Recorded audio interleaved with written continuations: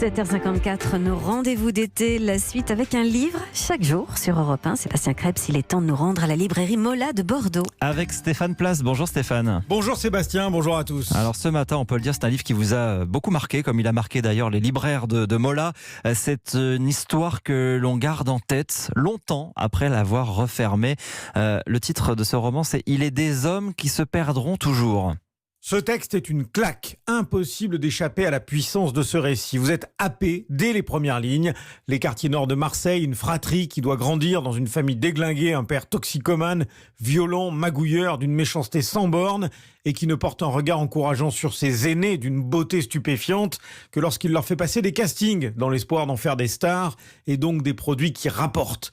La pauvreté, la drogue, le sida, le roman se déroule dans cette cité marseillaise entre les années 80 et 2000. C'est l'un des fils, Karel, qui raconte. Sa sœur Hendrika, ses yeux clairs, ses dons du bonheur. Mohan, le petit dernier, infirme, mais qui dégage une grâce sans égale. Ces trois-là s'aiment, se soutiennent et tentent d'éclore, de s'émanciper dans cet environnement violent, noir.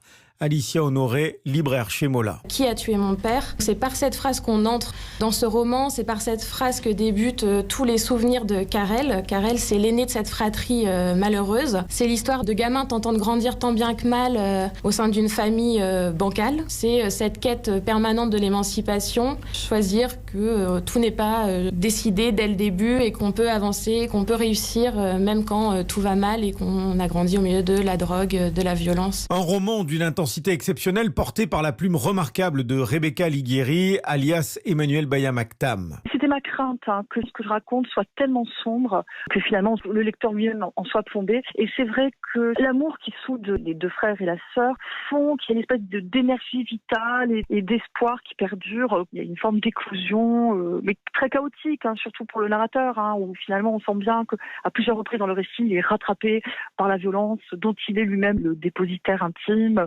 Ça n'est pas gagné, mais en même temps, il fait quand même des études. Et puis, le fait qu'il y ait énormément de chansons dans le roman, qui correspondent à la culture de mes personnages, j'ai essayé vraiment de transposer quelque chose de l'énergie des chansons populaires dans mon texte. Des chansons d'Ayam, de Richard Cochante, de Michael Jackson, de Marvin Gaye, de Terence Trent D'Arby, que sais-je. Et ça, je pense que ça donne au récit effectivement une forme, peut-être pas de gaieté, mais d'énergie et de dynamisme qui le sauve de la noirceur absolue qui pourrait être la sienne. L'espérance de vie de l'amour, c'est 8 ans. Pour la haine, comptez plutôt 20. La seule chose qui dure toujours, c'est l'enfance quand elle s'est mal passée.